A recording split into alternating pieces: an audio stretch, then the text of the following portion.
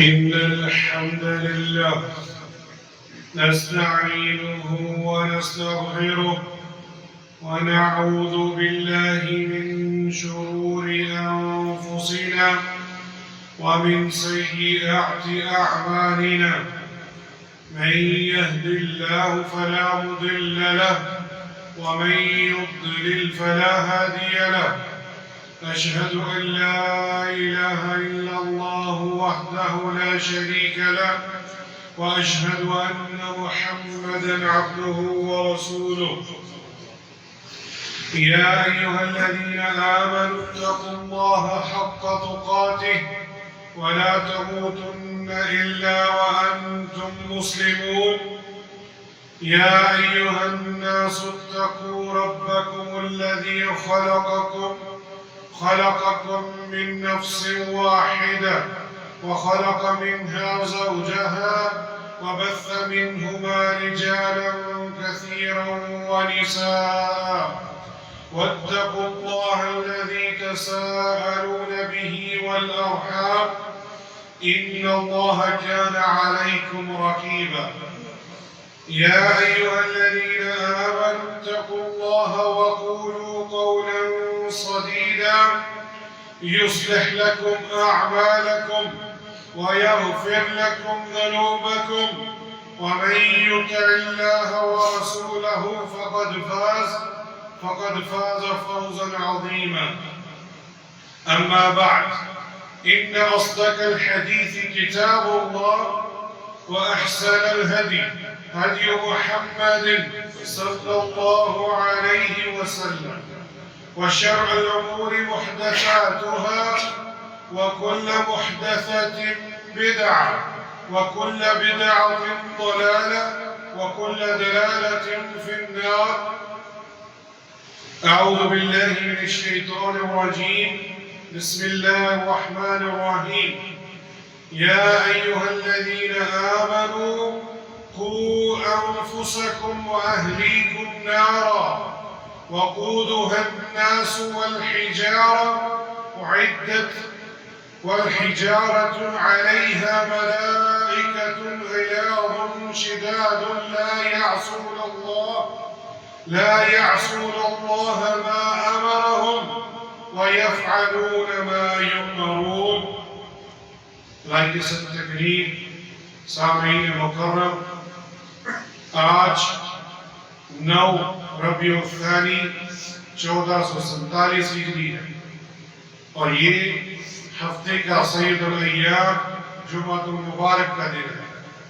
और सबसे पहले अपने आप को और फिर आप सबको नसीहत करता हूँ, इत्तक़िल्लाह, अल्लाह का डर पैदा कीजिए।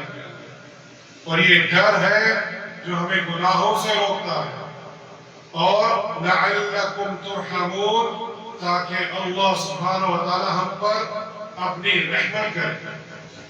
उसके बाद मैं एक गुजारिश करूंगा, अगर आप सोने आए हैं या मोबाइल इस्तेमाल करने आए हैं तो ये दुरुस्त अमल नहीं। अल्लाह के रसूल सल्लल्लाहु अलैहि वसल्लम उन्होंने फरमाया कि अगर कोई शख्स जुम्मे के वक्त सिर्फ जमीन पर एक खत खींच दे, सिर्फ एक खत, उसने अपना अजर ज़ाया कर दिया। और मैं देखता हूं लोग सो जाते हैं और मोबाइल का इस्तेमाल करते हैं, वल्लाही ये अमल दुरुस्त नहीं। सिर्फ गिन के 20-25 मिनट में, और ये नसीहत हफ्ते में एक बार है। इन्ना माशाअल्लाह जो तुल्लाब इल्म है वो उलमा के पास जाते हैं और नसीहत हासिल करते हैं, लेकिन अक्सरियत सिर्फ जुमे के दिन आती है। तो गुजारिश है आपका ध्यान खुतबे पर हो, ताकि ये नसीहत मुझे और आपको दिल पर असर कर जाए।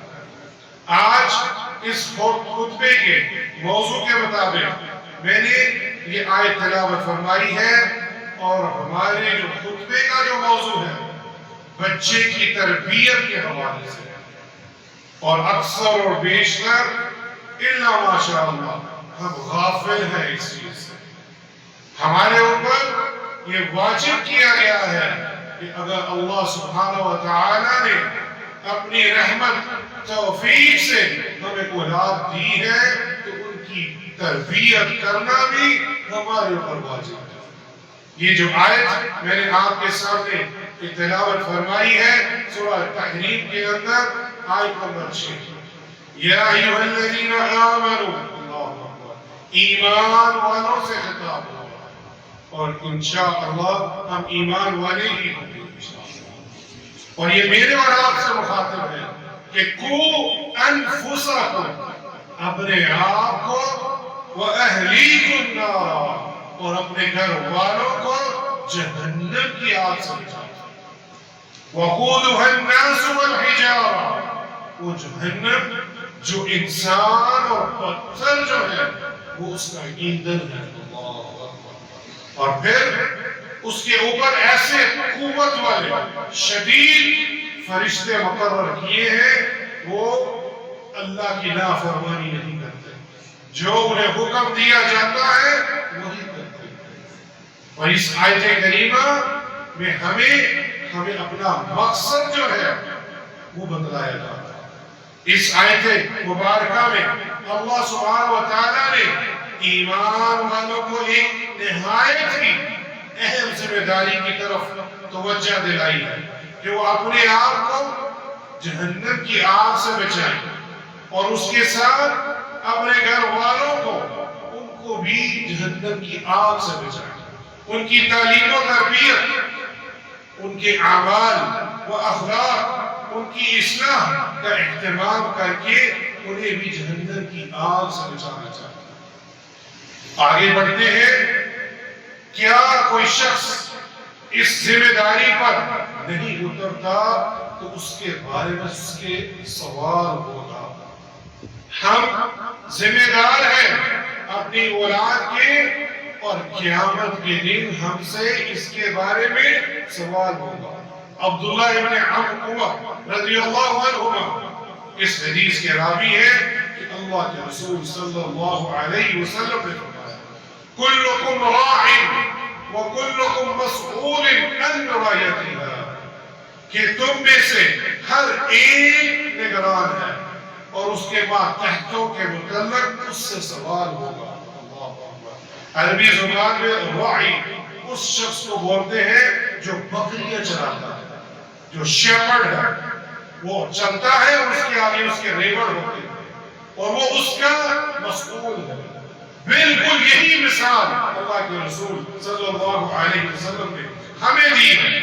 ہم بھی بکریاں چرانے والے ہیں اور ہمارے ریوڑ کیا ہے؟ ہمارے گھر والے ہیں۔ اس حدیث مبارکہ میں 4 لوگوں کا ذکر ہوا ہے۔ اگر یہ 4 لوگوں کی جو ذمہ داریاں ہیں ہم اگر سمجھ جائیں تو ہمارا معاشرہ بہت بہتر ہو سکتا ہے۔ سب سے پہلی چیز، فَالْأَمِيرُ الَّذِي عَلَى النَّاسِ رَاعٍ عَلَيْهِمْ وَهُوَ مَسْئُولٌ عَنْهُمْ، سب سے پہلا شخص کون ہے؟ حاکم وقت، جو اس ملک کو چلا رہا ہے، وہ بھی نگران ہے اور اس سے سوال اس کی رعایا کے بارے میں۔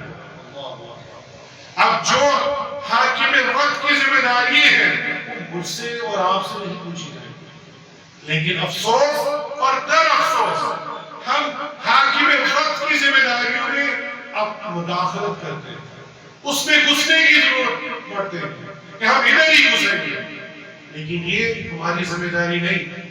جو حاکم وقت ہے اس کی سماع اور اطاعت واجب ہے جب تک وہ اللہ کی نافرمانی کے لیے نہ ہے۔ لا طاعت مخلوق فی معصیت خالق، مخلوق کی اطاعت نہیں ہوگی جہاں خالق کی نافرمانی ہوگی۔ اس کے علاوہ حاکم وقت پر ہمارے اوپر واجب ہے اس کی سماع اور اطاعت کریں۔ یہ پہلا شخص ہے جو سوال ہوگا قیامت کے دن اور وہ اس کا جواب دے گا۔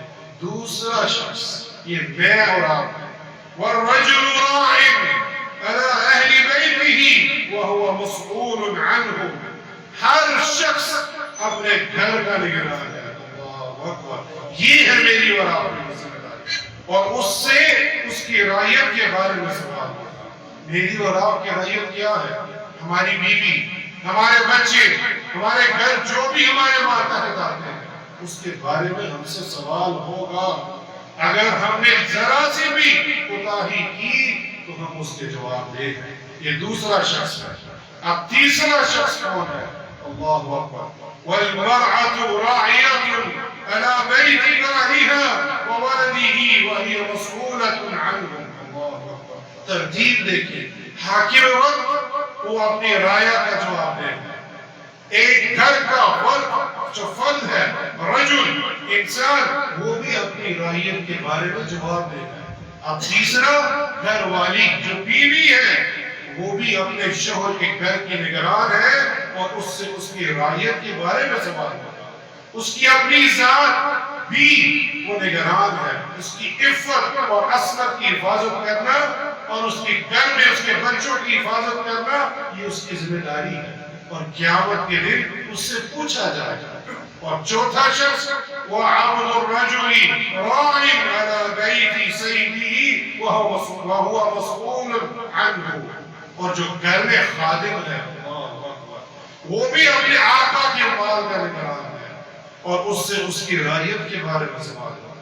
یہ چار شخص ہیں، اپنی اپنی ذمہ داری سمجھ لیں، معاشرہ بہت بہتر ہو جائے گا۔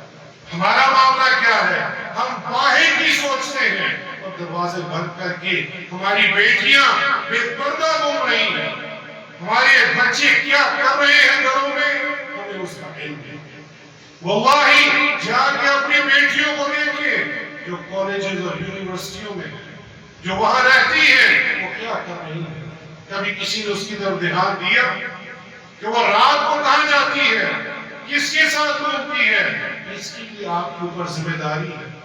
جا کے دیکھ لیجئے کسی بھی ریسٹورنٹ کے اوپر کیسے دھجیاں اڑائی جا رہی ہیں، اور یہ والد ذمہ دار ہے اپنی بیٹی کا۔ اگر اس نے اپنی بیٹی کو کسی یونیورسٹی کالج بھیجا ہے تو وہ یہ نہ سمجھے وہ بری ہو گیا۔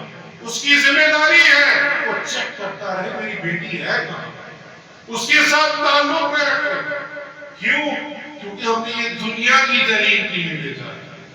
دین کی تعلیم افضلیت ہے، دنیا کی تعلیم بھی حاصل کرے، اس کی ممانعت نہیں۔ ممانعت تب ہے جب صرف دنیا کی تعلیم حاصل کرے، صرف دنیا کی، اور الا ماشاءاللہ اکثر بیشتر ان کا دھیان دنیا کی تعلیم پر۔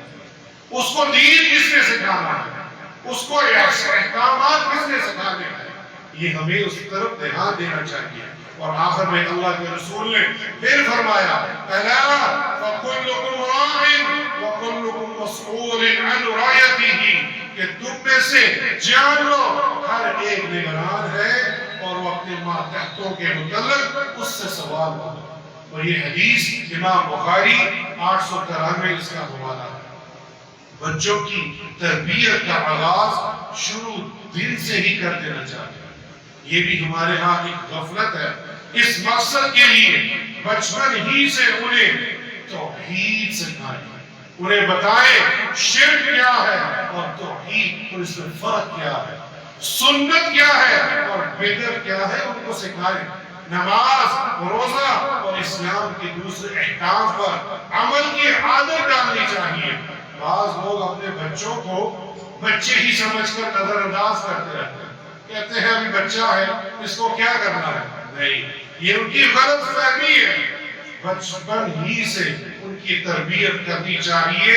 کیا دلیل ہے؟ اللہ اکبر، سورہ لقمان کے اندر کیا فرمایا انہوں نے اپنے بیٹے کو، وَإِذْ قَالَ لُقْمَانُ لِابْنِهِ وَهُوَ يَعِظُهُ يَا بُنَيَّ لَا تُشْرِكْ بِاللَّهِ إِنَّ الشِّرْكَ لَظُلْمٌ عَظِيمٌ۔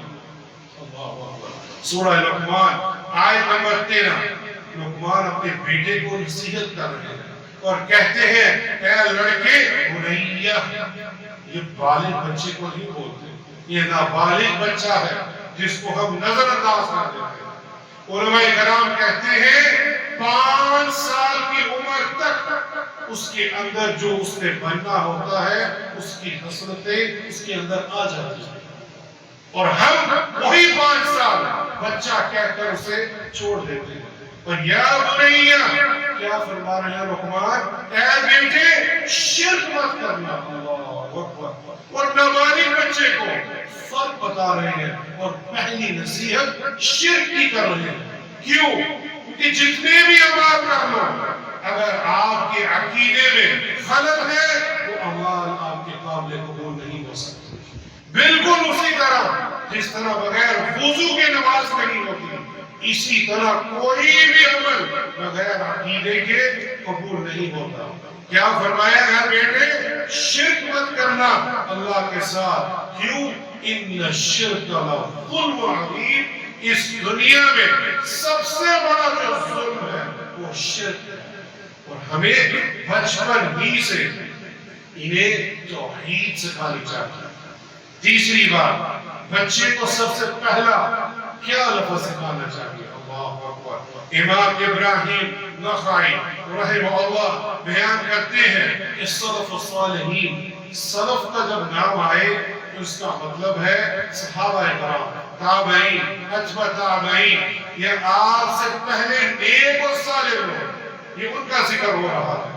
اور بالخصوص صحابہ کرام، وہ کیا فرماتے ہیں؟ سلف الصالحین پسند کرتے تھے وہ صحابہ کرام، تابعین، اتباع تابعین، کہ اپنے بچے کو سب سے پہلی چیز جو اس کی زبان پر آئے جب وہ بولنا شروع کرے لا الہ الا اللہ. کیا ہم یہ سکھانا چاہتے ہیں؟ ہماری کوشش ہوتی ہے کہ ہمیں باپ بولے، اچھی بات ہے، لیکن توحید پھر لا الہ الا اللہ یہ مرکب ہے دو چیزوں کا، نفی اور اثبات. لوگ یہاں صرف اثبات کرتے ہیں، شرک کا انکار نہیں کرتے. یہ کلمہ ہی دو چیزوں پر مرکب ہے. لا الہ نہیں کوئی معبود برحق، انکار پہلے ہے، الا اللہ سوائے اللہ کی ذات. اور یہ المصنف عبد الرزاق کے اندر یہ قول موجود ہے ابراہیم نخعی کا. اگر والدین لاپرواہی کرتے ہیں تو بچے کی گمراہی کی ذمہ دار ہے. یہ بات ایکسپلین کرنے سے پہلے، وضاحت کرنے سے پہلے، ایک والدین نصیحت کرتے ہیں، تربیت کرتے ہیں تو وہ پھر بھی بھٹک جاتا ہے، یہ تقدیر ہے، آپ اس میں کچھ نہیں کر سکتے. جس طرح نوح علیہ السلام، وہ اپنے بیٹے کو کیا نصیحت نہیں کرتے ہوں گے؟ یقیناً کرتے ہوں گے، لیکن تقدیر میں جو لکھا تھا، جو اللہ کے فیصلے تھے، اس کو کوئی بدل نہیں سکتا، اور وہ گمراہ ہوئے. دوسرا، ایک شخص تعلیم و تربیت کرتا ہی نہیں، یہ اس کے ہی یہ لمحہ فکریہ ہے. اللہ کے رسول صلی اللہ علیہ وسلم نے فرمایا، ابو ہریرہ رضی اللہ عنہ اس حدیث کے راوی ہیں، ما من مولود الا یولد علی الفطرہ فابواہ يهودانه او ينصرانه او يمجسانه او كما قال صلی اللہ علیہ وسلم.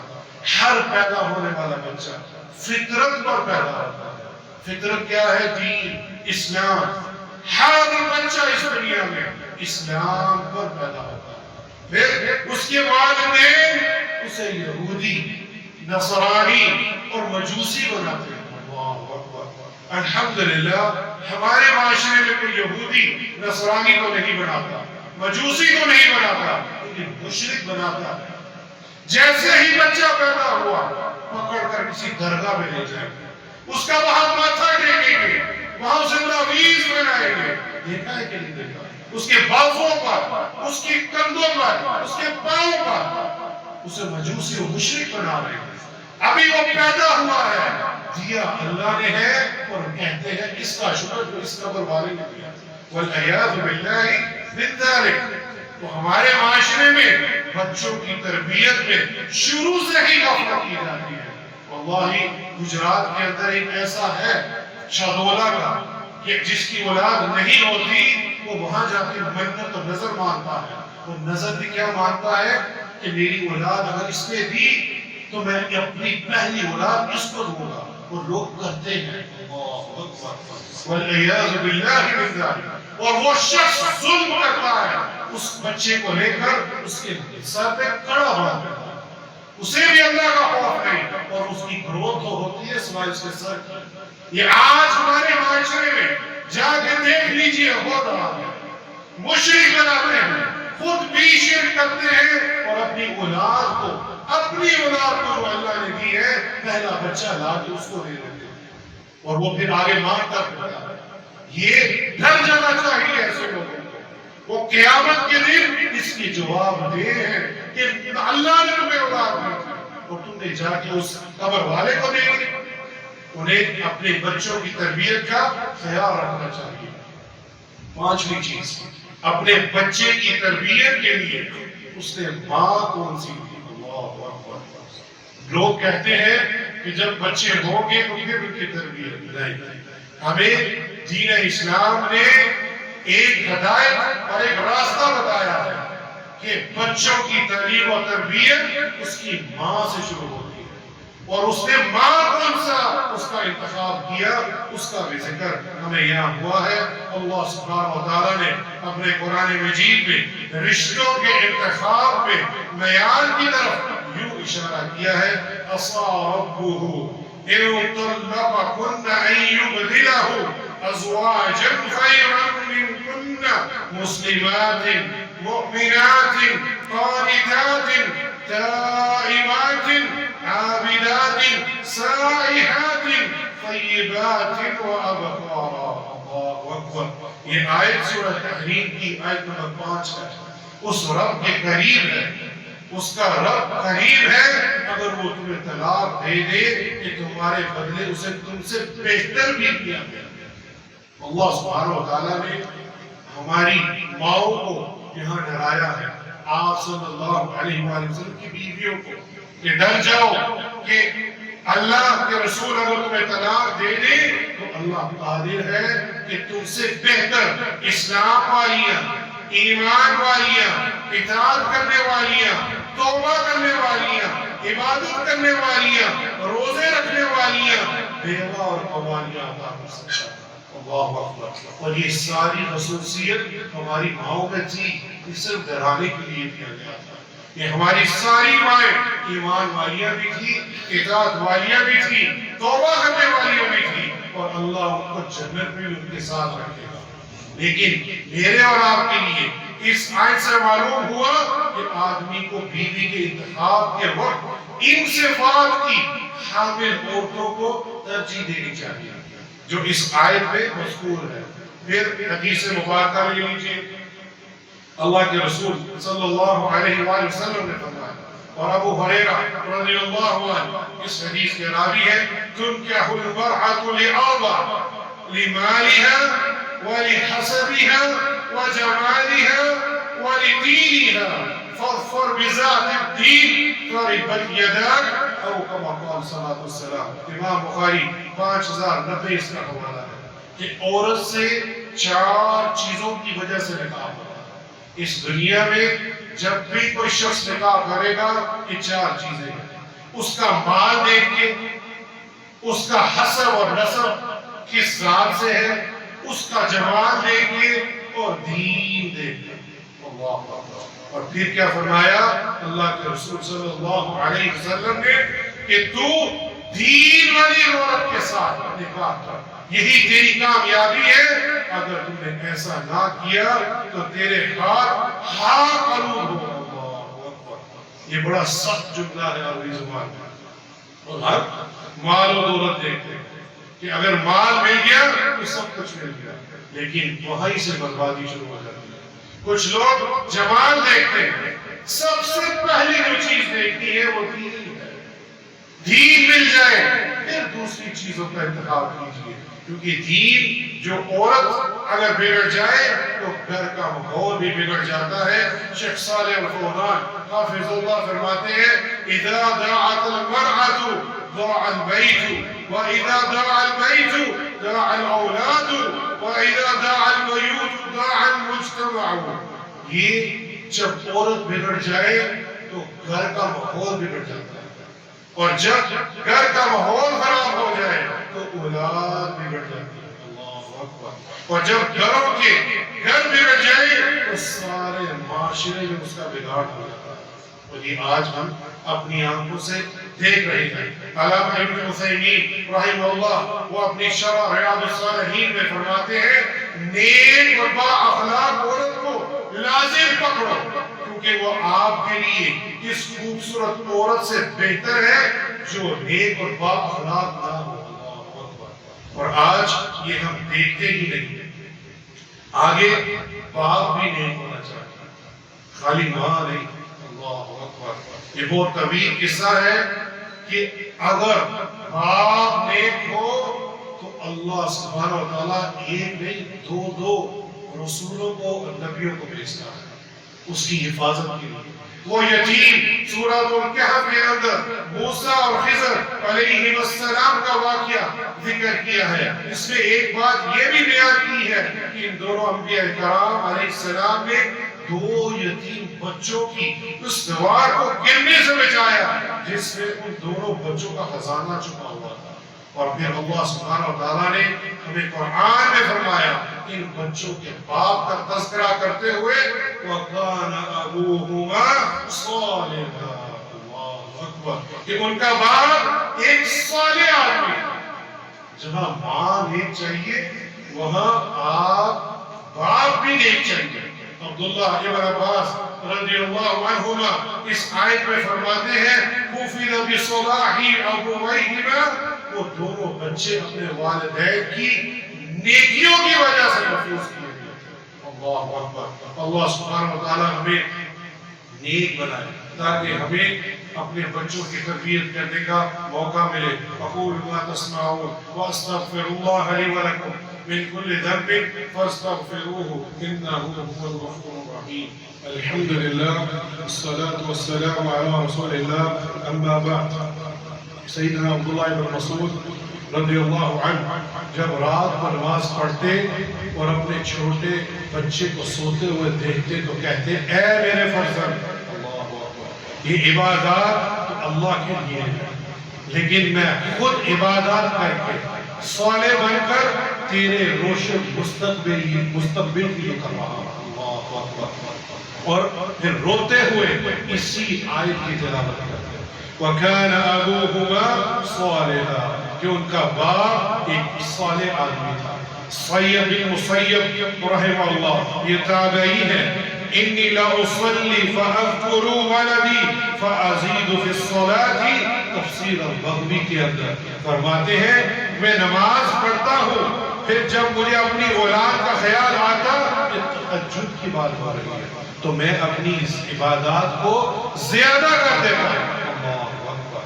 یہ نیک لوگ ہمیں کیا سکھا کر گئے ہیں کہ ہم اپنی اولاد کی اگر تربیت کرنی ہے تو ہمیں بھی اصلاح کرنی ہوگی. آخر میں ابن الجوزی رحمہ اللہ فرماتے ہیں كان السلف اذا نشأنا لأحدهم ولد شغلوه بحفظ القرآن وسماع الحديث ويثبت الإيمان في قلبه. کہ سلف کے ہاں صحابہ کرام کے ہاں بچہ بڑا ہونے لگتا تو اسے حفظ قرآن سماع الحدیث میں مشغول کرتے اور ایمان اس کے دل میں پختہ ہو جاتا. اللہ اکبر. بہت ساری باتیں ہیں واللہ یہ خطبہ 54 صفحوں کا ہے اور میں نے آپ کی 20-25 منٹ میں مختصر چیزیں بیان کی کہ اگر ہمیں اولاد کی تربیت کرنی ہے ان کی اصلاح کرنی ہے ماں بھی نیک ہو باپ بھی نیک ہو بچوں کو قرآن اور حفظ کی طرف لے کر آئیے. بچوں کو جہاں مال کی طرف لے کے جا رہے ہیں ان کو دنیا کی آزائشیں فراہم کر رہے ہیں اس سے کہیں زیادہ دین کی تعلیم دینا یہ بہت ضروری ہے.